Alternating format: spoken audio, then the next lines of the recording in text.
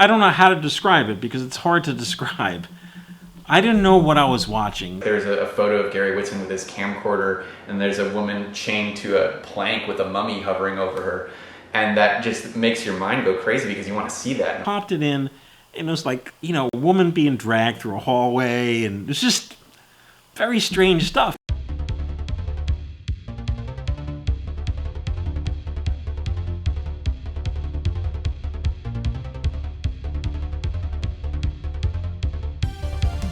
When we first started with Wave, it was basically going to be a hobby. We like things that were exciting. Chick flicks, out. I would go in and I go, what's my makeup budget for this movie, Gary? And he goes, $75. And I go, well, that's not going to work.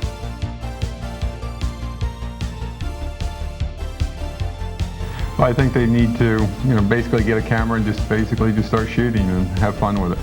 He wanted it to be a success. He came up with the idea of, let's see if there are people who want specific films made specific ways. Since a picture is worth 1,000 words, why don't you just sit back and watch these clips from custom films we have made in the past.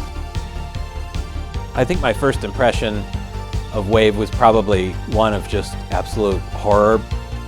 It almost wasn't quite fair to kind of review them in the same context as you're reviewing even a semi-pro film. I mean, these movies are what they are, and they kind of defy criticism. I found myself sitting around afterwards thinking man, they were really washing that car for a very, very long time. We all took turns being the snake handler and having our hands in this snake puppet, and it was the stupidest thing, but it was just so much fun. There's not a lot of attention to safety.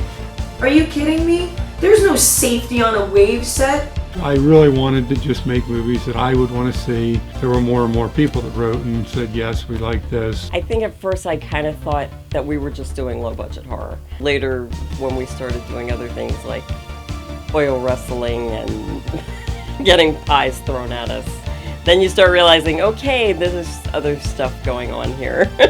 There's a lot of very beautiful women that have some very difficult and very traumatic experiences, such as being killed. Some people get addicted to this stuff. Mind-bending, no budget, low budget, backyard, shot on video, insanity. Dave, you should be paying us to be in the movies. We shouldn't be paying you.